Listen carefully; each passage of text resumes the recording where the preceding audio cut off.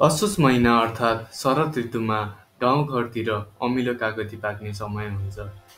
अमिलोलाई लामो समयसम्म सुरक्षित गरेर राख्नलाई हामीले चुक बनाउँछौँ। आज म हजुरहरूलाई परम्परागत तरिकाले कसरी चुक बनाइन्छ यो भिडियो मार्फत देखाउन गइरहेको छु।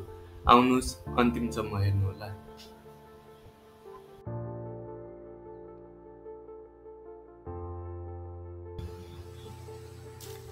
सबैभन्दा सुरुमा हामीले पाकेका कागतीहरूलाई रुखबाट टिपिन्छ।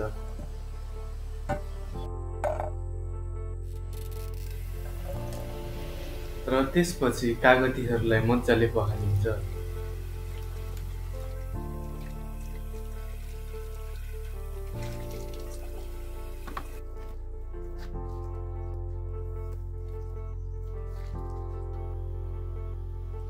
अब ती कागतीहरूलाई काटिन्छ।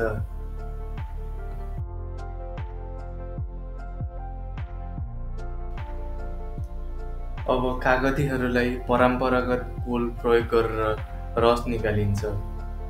कोल भनेको आधुनिक नभएर परम्परागत काठको जुस निकाल्ने औजार हो।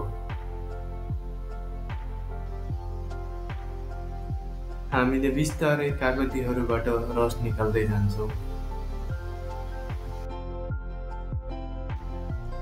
र निकालेको जुसलाई छानेर बियालाई जुसबाट अलग गर्छौँ।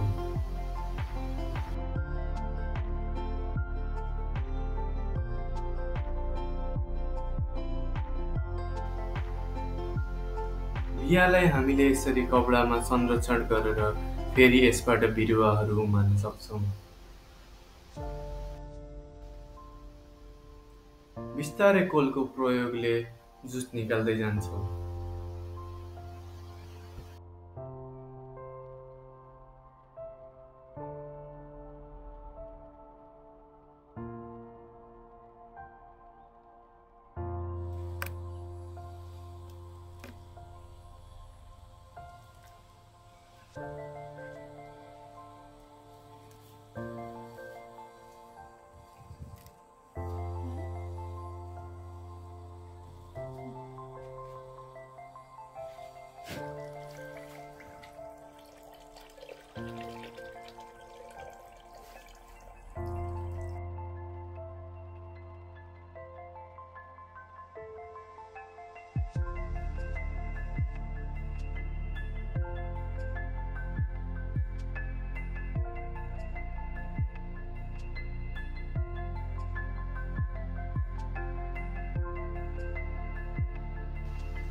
र हाम्रो जुस निकाल्ने काम सकिएको छ।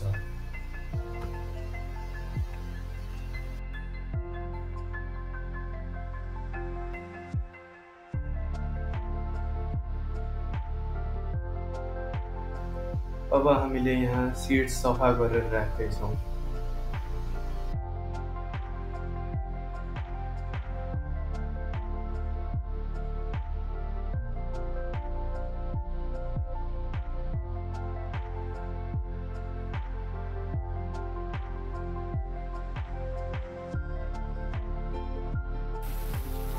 हामीले अब जुसलाई पकाउनु पर्ने हुँदा जुस धेरै भएको कारणले अलि ठुलो कराई चाहिएको हुन्छ।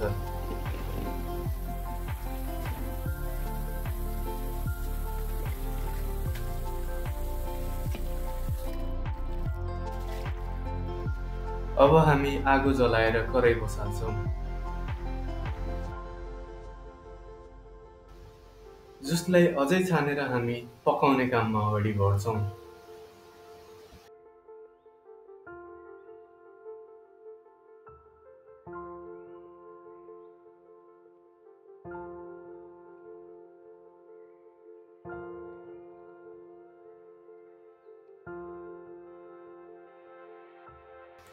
यो चुक बनाउने काम धेरै लामो भएको कारणले धेरै दाउराको आवश्यकता पर्छ। हाम्रो यो कराईमा सबै जुट नअटेका कारणले अब हामी बिस्तारै कराईको जुस घटाउँदै थप्दै जान्छौँ।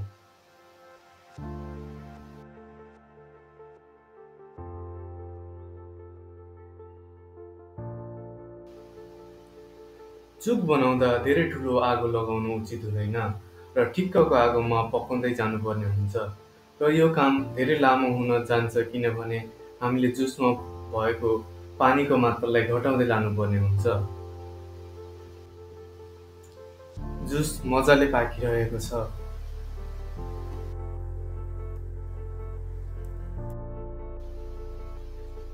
रसको मात्रा थोरै घटेपछि हामीले बाँकी रहेको जुसलाई थप्दै जानेछौँ।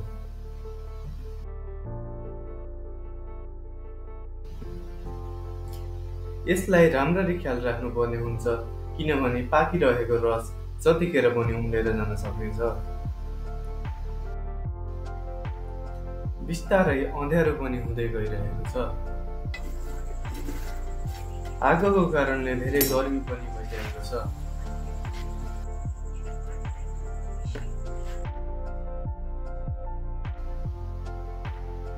बाहिर बाख्राका पाटापट्टिहरू पनि मजाले बसिरहेका छन्।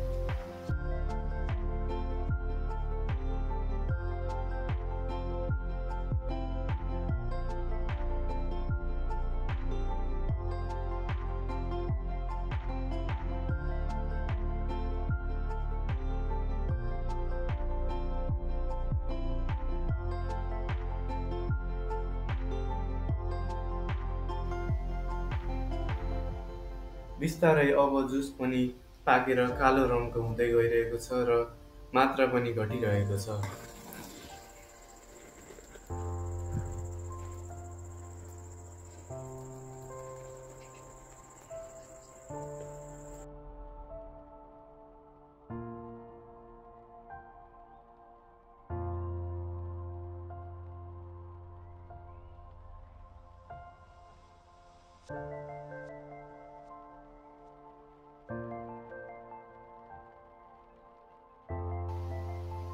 अब लगभग 6 घन्टा पकाएपछि रस बाक्लो भएर र रङ कालो भएर पाक्न लागेको पनि छ।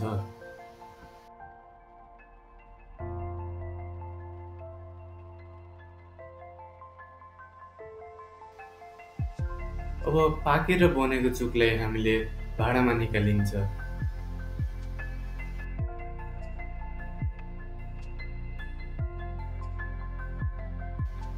र भाँडालाई थोरै कोतरेपछि यसलाई माझ्ने कामतिर लागियो।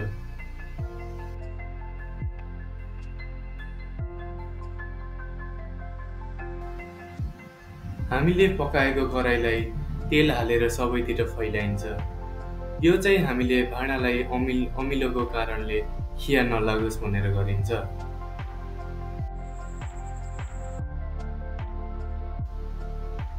र सेलाइसकेपछि हाम्रो जुस तयार हुन्छ र अब हामीले यो जुस अमिलोलाई 1 वर्षसम्म मजाले तरकारी र खानामा प्रयोग गर्न सकिन्छ।